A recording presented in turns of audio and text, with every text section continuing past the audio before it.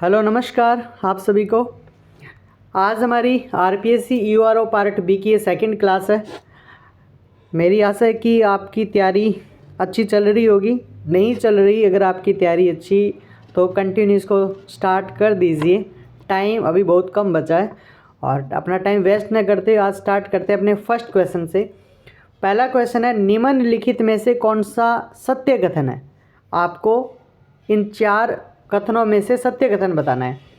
पहला कथन है, इस अधिनियम में कुल 340 धाराएं हैं। सेकंड है, इस अधिनियम में 8 अनुसूचियां हैं। तीसरा कथन है, इस अधिनियम को संपूर्ण राजस्थान में लागू किया गया है। चौथा है, यह अधिनियम 11 सितंबर 2009 को कानून बना था। तो इसको ध्यान दीजिए। पहला कथन क्या है कि इस अधिनियम में कुल 340 धाराएं हैं। इस अधिनियम में कुल 340 धाराएं हैं, तो ये आपका रॉन्ग कथन है। ठीक है, ये कथन गलत है। इसमें 340 धाराएं नहीं है। नगर पालिका अधिनियम में 340 धाराएं नहीं है। कितनी धारा है? 344 धारा है।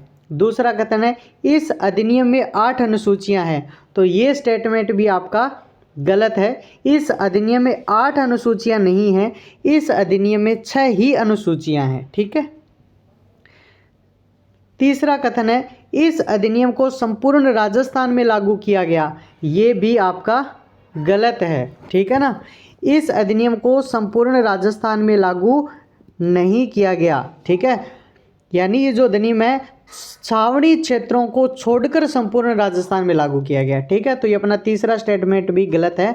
इस अधिनियम को संपूर्ण राजस्थान में लागू नहीं किया गया, छावनी क्षेत्र को छोड़कर इसे संपूर्ण राजस्थान में लागू किया गया। फिर अपना चौथा कथन है, यह अधिनियम 11 सितंबर 2009 को कानून बना था। बिल्कुल ये स्टेटमेंट सही है। यह अधिनियम आपका 11 सितंबर 2009 को क्या बना था? कानून बना था। तो ऑप्शन नंबर आपका डी सही है। तो पहला क्वेश्चन आपको समझ में आ गया हो अच्छी तरीके से। अब चलते हैं अपने नेक्स्ट क्वेश्चन की तरफ। अपना अगला क्वेश्चन कहता है कि राजस्थान नगरपालिका अधिनियम 2009 के अध्याय प्रथम में कितनी धाराओं का उल्लेख है? तो ये आपको पता चल गया कि अध्याय प्रथम जो आपका है, अध्याय प्रथम जो है, अध्याय प्रथम को हम क्या कहते हैं? प्रारंभिक। ये तो पता चल गया। अध्याय प्रथम का नाम क्या है? प्रारंभिक है। ठीक है, इस प्रथम अध्याय है, इसमें कितनी धाराएं हैं? धारा 1 है और धारा 2 है। ठीक है, धारा 1 है और धारा 2 है, तो इसका सही आंसर हो गया 2 धाराओं का इसमें उल्लेख है। अब पढ़ते हैं हम अपना अगला क्वेश्चन। अपना अगला प्रश्न क्या कहता है कि राजस्थान नगरपालिका अधिनियम 2009 के संदर्भ में सत्य कथन है। धारा 1 परिभाषा, धारा 2 संक्षिप्त नाम प्रसार प्रारंभ, धारा 3 नगरपालिकाओं का परिसीमन और धारा 4 नगरपालिकाओं की संरचना। आपको सत्य कथन बताना है। धारा 1 में परिभाषा है क्या? नहीं है। याद रखना, धारा 1 में क्या नहीं है? धारा 1 में परिभाषा नहीं है। पहला स्टेटमेंट गलत है। धारा 1 में क्या है? धारा 1 में संक्षिप्त नाम प्रसार प्रारंभ। ठीक है, संक्षिप्त नाम है, प्रसार है, प्रारंभ है। धारा 1 में संक्षिप्त नाम है, प्रसार है, प्रारंभ है। फिर है धारा 2 संक्षिप्त नाम प्रसार और प्रारंभ। धारा 2 भी गलत है। धारा 2 में संक्षिप्त नाम प्रसार और प्रारंभ नहीं है। धारा 2 में क्या है? परिभाषाएं हैं। धारा 2 में किसका उल्लेख है? धारा 2 में क्या है? परिभाषाएं हैं। ठीक है, तो ये गलत है ना। धारा 1 में क्या है? संक्षिप्त नाम है, प्रसार है, प्रारंभ है। धारा 2 में क्या है? धारा 2 में आपका है परिभाषाएं। फिर है धारा 3 नगर पालिकाओं का परिसीमन। हाँ, ये कथन सत्य है। धारा 3 में नगर पालिकाओं का परिसीमन है। धारा 3 में क्या? नगर पालिकाओं का परिसीमन है और नगर पालिका का परिसीमन करता कौन है?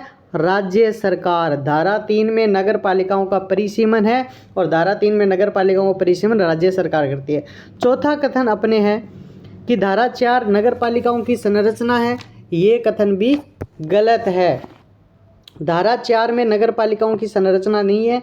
धारा 4 में लिखा हुआ है कि नगर पालिका बोर्ड को अधिनियम के ऐसे उपबंधों के प्रवर्तन से छूट देने की शक्ति जो उसके लिए अनुपयुक्त हो।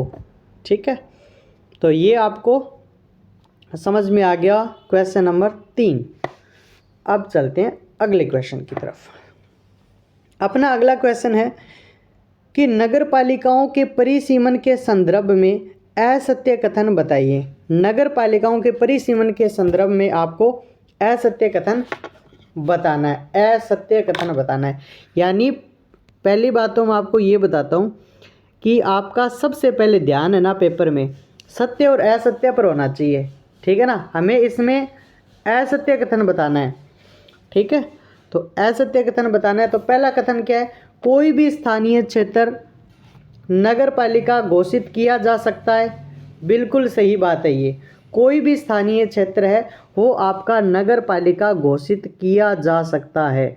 ठीक है, कोई भी स्थानीय क्षेत्र नगर पालिका घोषित किया जा सकता है, ये आपका जो स्टेटमेंट है बिल्कुल सही है। कोई भी स्थानीय क्षेत्र नगर पालिका घोषित किया जा सकता है। फिर दूसरा कथन है किसी भी नगर पालिका को विघटित किया जा सकता है। ये भी स्टेटमेंट सही है, किसी भी नगर पालिका को विघटित किया जा सकता है। ठीक है, तीसरा कथन है कोई भी स्थानीय क्षेत्र नगर पालिका से अपवर्जित नहीं किया जा सकता है। ये स्टेटमेंट आपका जो तीसरा है ये गलत है। तीसरा स्टेटमेंट है ये रॉन्ग है, ये गलत है। इसने बोला कि कोई भी स्थानीय क्षेत्र नगर पालिका से अपवर्जित नहीं किया जा सकता, ये कथन गलत है। कोई भी स्थानीय क्षेत्र वो नगर पालिका से अपवर्जित किया जा सकता है। ठीक है ना, चौथा कथन तो आपको पता चल ही गया होगा, सही है। ठीक है, एक नगर पालिका को 2 भागों में बांटा जा सकता है। हाँ, ये कथन आपका सही है। अब चलते हैं अपने अगले क्वेश्चन की तरफ। अपना अगला क्वेश्चन क्या कहता है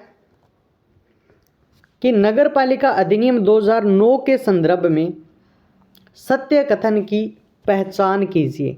आपको इसमें से सत्य कथन बताना है। सत्य कथन क्या है वो बताना आपको। पहला कथन है अपना, परिवर्तित क्षेत्र के सीमा चिन्ह का निर्माण और अनुरक्षण का खर्च संबंधित जिले का कलेक्टर व्यय करता है। ये लाइन सही है क्या? ये लाइन गलत है। ठीक है ना, परिवर्तित क्षेत्र के सीमा चिन्ह का निर्माण, आपकी सीमा चिन्ह का निर्माण और अनुरक्षण जो है, सीमा चिन्ह का निर्माण है और अनुरक्षण का जो खर्च है वो संबंधित जिले का कलेक्टर व्यय करता है। ये कथन क्या है? गलत है, ये आपको ध्यान रखना है। ठीक है, परिवर्तित क्षेत्र के सीमा चिन्ह का निर्माण और अनुरक्षण का जो खर्च है वो आपकी नगर पालिका वहन करती है। तो पहला कथन गलत है। दूसरा है सीमा चिन्ह का निर्धारण संबंधित नगर पालिका करती है, गलत है। सीमा चिन्ह का जो निर्धारण है वो जिला कलेक्टर करता है, इस वजह से दूसरा कथन भी गलत है। तीसरा कथन, नगर पालिका जो नई बनाई गई है उसका चुनाव नियत दिन से 6 माह के भीतर, बिल्कुल ये कथन सही है। नगर पालिका जो नई बनाई गई है उसका चुनाव नियत दिन से 6 माह के भीतर क्या है? करना होगा। तो ऑप्शन नंबर सी आपका सही है। तो ये क्वेश्चन भी आपको समझ में आ गया होगा अच्छे तरीके से। अब चलते हैं अपने अगले क्वेश्चन की तरफ। अपना क्वेश्चन नंबर 6। क्वेश्चन नंबर 6 है, जब किसी स्थानीय क्षेत्र को एक नगर पालिका में शामिल किया जाता है तो उनके संदर्भ में असत्य कथन बताइए। यानी कोई स्थानीय क्षेत्र है उसको एक नगर पालिका में शामिल किया जाता है तो उनके संदर्भ में आपको असत्य कथन बताना है। ठीक है ना, अपना पहला कथन है कि गांव के उस क्षेत्र की संपूर्ण आस्तियां व दायित्व नगर पालिका में निहित हो जाएगी। बिल्कुल सही बात है। हमारा ये नगर पालिका अधिनियम 2009 में पढ़ा हुआ है ना कि अगर कोई क्या है स्थानीय क्षेत्र है उसको अगर आपने नगर पालिका बना दिया है तो उस गांव का या उस स्थानीय क्षेत्र की जो आपके अधिकार थे, दायित्व थी, संपत्तियां थी, वो नगर पालिका में निहित हो जाती है। तो पहला कथन क्या है? सही है। ठीक है, दूसरा कथन है कि पंचायती राज अधिनियम 1994 के नियम उस पर लागू नहीं होंगे। ये कथन गलत है। ठीक है, तो पंचायती राज अधिनियम 1900 क्या है, अच्छा ओ सॉरी, इसमें क्या है, उनके संदर्भ में सत्य कथन बताना है। कोई स्थानीय क्षेत्र है वो नगर पालिका बन गया है, कोई स्थानीय क्षेत्र नगर पालिका बन गया है तो बताना है। हाँ, अगर कोई स्थानीय क्षेत्र नगर पालिका बन गया है तो उस पर पंचायती राज अधिनियम 1994 के नियम उस पर लागू नहीं होंगे। ये कथन भी आपका सही है, ये कथन भी आपका सही है। अगर कोई स्थानीय क्षेत्र है वो आपका नगर पालिका बन गया है तो उस पर पंचायती राज अधिनियम उस पर आपका लागू नहीं होगा। ठीक है, तो ये कथन आपका स्टेटमेंट सही है। ठीक है, दूसरा कथन है ना, पंचायती राज अधिनियम 1994 के नियम उस पर लागू नहीं होंगे, बिल्कुल सही बात है, ये उस पर लागू नहीं होगा और उस गांव की संपूर्ण आस्तियां व दायित्व नगर पालिका में निहित हो जाएंगी। तीसरा कथन है, उस क्षेत्र पर अधिकारिता नगर पालिका की हो जाएगी, ये स्टेटमेंट भी आपका सही है। ठीक है, फिर आपका चौथा कथन है कि गांव के ऐसे क्षेत्र का प्रतिनिधित्व करने वाले सरपंच, उप सरपंच और सभी सदस्यों को त्यागपत्र देना होगा, ये कथन गलत है। ऐसे सदस्यों को त्यागपत्र नहीं देना होगा, वो ये क्योंकि उस क्षेत्र के जो सरपंच है, उप सरपंच है और जो सदस्य है वो आपकी नवगठित नगर पालिका के क्या हैं, सदस्य समझे जाते हैं। इस वजह से ये डी क्या हुआ, गलत हो गया, डी क्या हो गया, गलत हो गया। ठीक है, आ गया समझ में। चलते हैं अब अपने अगले क्वेश्चन की तरफ चलते हैं।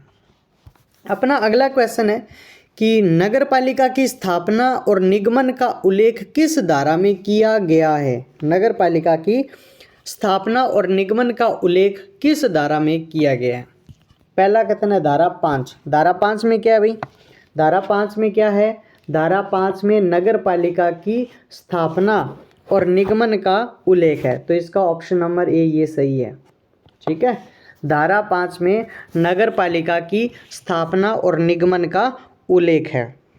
ठीक है, क्योंकि ये आपको पता चल गया नगर पालिका की स्थापना और निगमन का उल्लेख धारा 5 में है। और ऐसा क्षेत्र जिसकी जनसंख्या 20,000 से 1 लाख तक है वहाँ नगर पालिका बनाई जाती है, और ऐसे क्षेत्र जिसकी जनसंख्या 1 लाख से 5 लाख तक है वहाँ नगर परिषद, और जिस क्षेत्र की जनसंख्या 5 लाख से अधिक है वहाँ पे नगर निगम बनाई जाती है। ठीक है, तो ये अपना धारा 5 आपको समझ में आ गया। फिर लिखा है धारा 9। धारा 9 में क्या है भाई, धारा 9 में क्या है, धारा 9 में है वार्डों का विभाजन। धारा 9 में क्या है, वार्डों का विभाजन है। धारा 9 में क्या है, वार्डों का विभाजन है। ये आपको समझ में आ गया ना, धारा 9 में क्या है, धारा 9 में वार्डों का विभाजन है। धारा 10 में क्या है भाई, वार्डों का निर्धारण है। धारा 10 में वार्डों का निर्धारण है। धारा 3 में क्या है, धारा 3 में नगर पालिकाओं का परिसीमन है, और नगर पालिकाओं का परिसीमन राज्य सरकार करती है। ओके, और आज की क्लास कैसी लगी, मस्त चल रहे हैं ना, अभी तक आपके लगभग क्वेश्चन सही होते जा रहे हैं। क्वेश्चन का लेवल आपके एग्ज़ाम में यही रहने वाला है, और अपनी ये क्लास जब तक आपका एग्ज़ाम नहीं हो जाता तब तक चलने वाली है। ठीक है, हम इस सीरीज़ में 1000 प्रश्नों को पूरा करेंगे पार्ट बी के, उसके बाद हम लेके आएंगे पॉलिटी के क्वेश्चन। ठीक है, जितने भी आपके चाहे राजस्थान पॉलिटी है या फिर इंडिया पॉलिटी है, इन सब के क्वेश्चन और आयोग, चाहे इन अपने सेंटर के आयोग हों या फिर राज्य के आयोग हों, सभी के, और उसके बाद में अपनी जो ये योजनाएं आपके नगर पालिका अधिनियम में कुछ बी पार्ट में कुछ योजनाओं वाला पोर्शन भी है, उनके भी क्वेश्चन लेकर आएंगे, ताकि बड़ा बड़ा जो पोर्शन है वो आपका तैयार हो जाए। क्योंकि आपको पता है कि नगर पालिका जो ये अधिनियम है इसके 40 क्वेश्चन आने वो फिक्स है, और पॉलिटी का वेटेज ज़्यादा रहने वाला है। हमेशा ही हर एग्ज़ाम में पॉलिटी का वेटेज ज़्यादा रहता है, तो पॉलिटी होगी और योजनाएं आती ही आती हैं, तो इसलिए योजनाओं को पढ़ना भी बहुत ज़रूरी है। तो ये आपकी धाराएं समझ में आ गई ना। धारा 5 में क्या है, नगर पालिका की स्थापना है और निगमन है। धारा 9 में वार्डों का विभाजन है।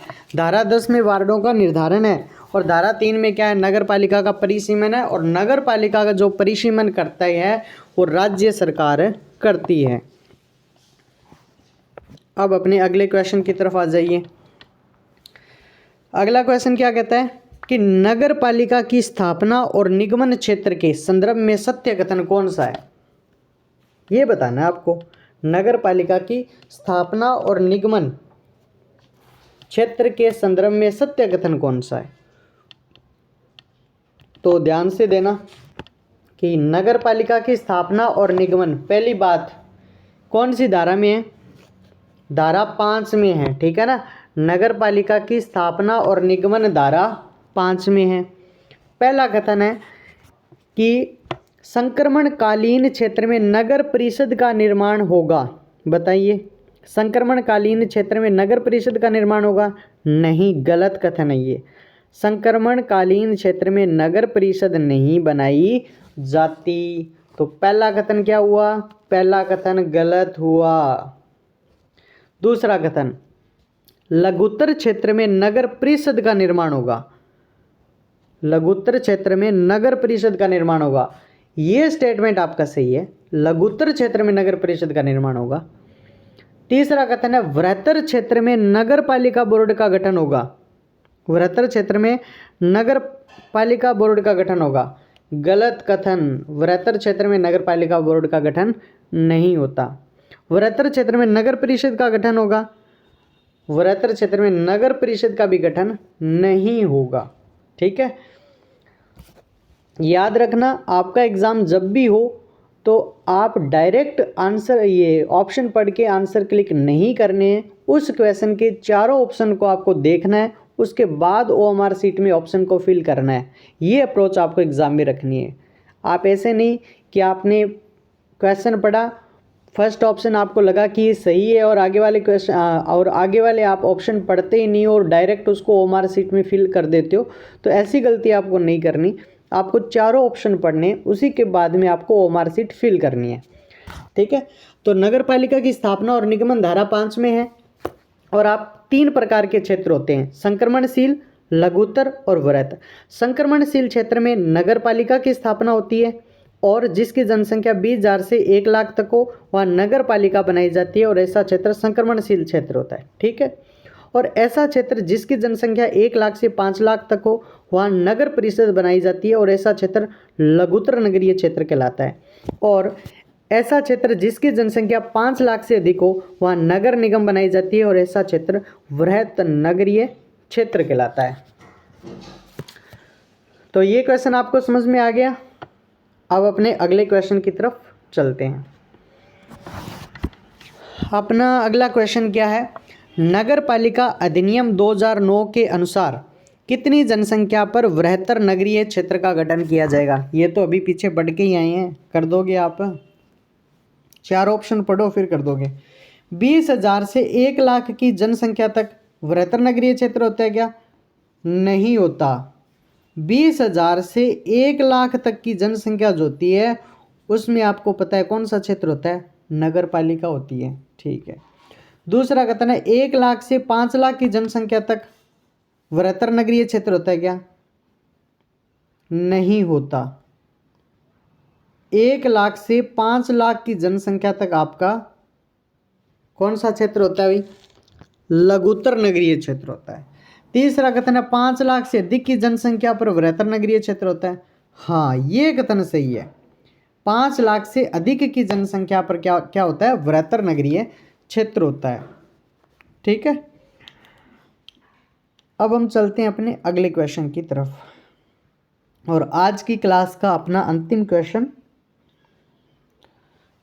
क्वेश्चन नंबर क्या कहता है? क्वेश्चन नंबर ये है कि राजस्थान नगर पालिका अधिनियम 2009 में नगर पालिका की संरचना में मनोनीत सदस्यों के संदर्भ में सत्य कथन को बताइए। यानी राजस्थान नगर पालिका अधिनियम 2009 में नगर पालिका की संरचना में मनोनीत सदस्यों के संदर्भ में सत्य कथन को बताइए। क्वेश्चन को ध्यान से पढ़ लिया। आपको किस पे ध्यान देना है? आपको मनोनीत सदस्यों पे ध्यान देना है। याद रखना, हमें मनोनीत सदस्यों के संदर्भ में सत्य कथन बताना है। आपको पता है ना, नगर पालिका में नगर पालिका की जो संरचना है वो धारा 6 में आती है। नगर पालिका की संरचना धारा 6 में आती है। पहली बात तो ये, नगर पालिका की संरचना है वो धारा 6 में आती है। नगर पालिका की संरचना धारा 6 में आती है। अब कथन पढ़ो, नगरपालिका की संरचना धारा 6 में आती है। 3 प्रकार के सदस्य होते हैं, निर्वाचित सदस्य, पदेन सदस्य और मनोनीत सदस्य। और हमारा जो क्वेश्चन है वो मनोनीत सदस्यों से रिलेटेड है, तो उन 2 सदस्यों पे आपको ध्यान ही नहीं देना, आपको मनोनीत सदस्य पढ़ना है। और देखो मनोनीत सदस्यों से संबंधित कथन कि मनोनीत सदस्यों पर निर्हरता संबंधी उपबंध लागू नहीं होते हैं। आपको सत्य कथन बताना है, ठीक है ना। पहला कथन है मनोनीत सदस्यों पर निर्हरता संबंधी उपबंध लागू नहीं होंगे। ये कथन आपका गलत है भाई। मनोनीत सदस्य जो होते हैं, मनोनीत सदस्य होते हैं आपके, उन पर निर्हरता संबंधी उपबंध लागू होते हैं। आपको क्या ध्यान देना है कि मनोनीत सदस्यों पर निर्हरता संबंधी उपबंध लागू होते हैं, तो पहला कथन गलत है। दूसरा कथन क्या कहता है, राज्य सरकार मनोनीत सदस्यों को प्रत्याहत नहीं कर सकती है। क्या ये बात सही है क्या? राज्य सरकार होती है ना, ये मनोनीत सदस्यों को किसी भी समय प्रत्याहत कर सकती है भाई, ये याद रखना। प्रत्याहत मतलब निकालना, ठीक है ना। प्रत्याहत का मतलब क्या होता है, निकालना। राज्य सरकार मनोनीत सदस्यों को प्रत्याहत नहीं कर सकती, ये कथन भी गलत है। राज्य सरकार मनोनीत सदस्यों को कभी भी प्रत्याहत या निकाल सकती है। तीसरा कथन है मनोनीत सदस्यों को बैठकों में मत देने का अधिकार होता है। ये भी कथन गलत है। मनोनीत सदस्यों को बैठकों में मत देने का अधिकार नहीं होता, तो तीसरा कथन भी गलत है। चौथा कथन क्या कहता है कि नगर पालिका बोर्ड में राज्य सरकार 6 सदस्यों को मनोनीत करती है। बिल्कुल सही बात है, ये कथन सत्य है भाई, ये कथन सत्य है, ये कथन आपका स्टेटमेंट सही है। नगर पालिका बोर्ड में राज्य सरकार 6 सदस्यों को मनोनीत करती है। याद रखना, नगर पालिका बोर्ड में राज्य सरकार 6 सदस्यों को मनोनीत करती है, नगर परिषद में 8 सदस्यों को मनोनीत करती है और नगर निगम में 12 सदस्यों को मनोनीत करती है। नगर पालिका में 6 सदस्यों को मनोनीत करती है, नगर परिषद में 8 सदस्यों को मनोनीत करती है और नगर निगम में 12 सदस्यों को मनोनीत करती है। और मनोनीत सदस्य होते हैं, उनको मत का अधिकार नहीं होता, ठीक है ना। मनोनीत सदस्यों पर निर्भरता संबंधी उपबंध है वो लागू होते हैं। मनोनीत सदस्यों को कभी भी निकाला जा सकता है, मनोनीत सदस्यों को मत देने का अधिकार नहीं होता। और नगर पालिका में 6 सदस्यों को मनोनीत किया जाता है, नगर परिषद में 8 और नगर निगम में 12 सदस्यों को मनोनीत किया जाता है। और ये अपनी आज की क्लास का अंतिम क्वेश्चन था। आज की क्लास आपको कैसी लगी, ये आप सभी को कमेंट करके ज़रूर बताना है। और आप इस क्लास को ज़्यादा से ज़्यादा बच्चों के साथ शेयर करना है। और इस क्लास में क्या कमियां रही हैं, ये क्लास कैसी लगी, कहाँ पे हमने मिस्टेक की, आपको अच्छी लगी या नहीं लगी, आपके जो भी डाउट है, आपके मन में जो भी सवाल पैदा होते हैं वो कमेंट करके मुझे ज़रूर बताएं। और क्लास को ज़्यादा से ज़्यादा बच्चों के साथ शेयर करें। और ये आज अपनी सेकंड क्लास है, फर्स्ट क्लास पहले हो चुकी है। और आप है ना फर्स्ट क्लास से लेकर के जब तक ये क्लास रेगुलर रहती है आपके एग्ज़ाम तक, इस क्लास को ज़रूर आप ज्वाइन करें। डेली क्लास होगी, ऐसे नहीं कि आज एक दिन होगी कल नहीं हुई परसों नहीं हुई, ऐसा नहीं होगा। डेली ये क्लास होती है और आज की क्लास अपनी सेकंड क्लास थी, ठीक है। और अपनी क्लास को ज़्यादा से ज़्यादा अपने स्टूडेंट के साथ और अपने विद्यार्थियों के साथ या अपने फ्रेंड सर्कल में इस क्लास को शेयर करना है, ठीक है। कल फिर मिलते हैं एक नई क्लास में, तब तक के लिए टेक केयर।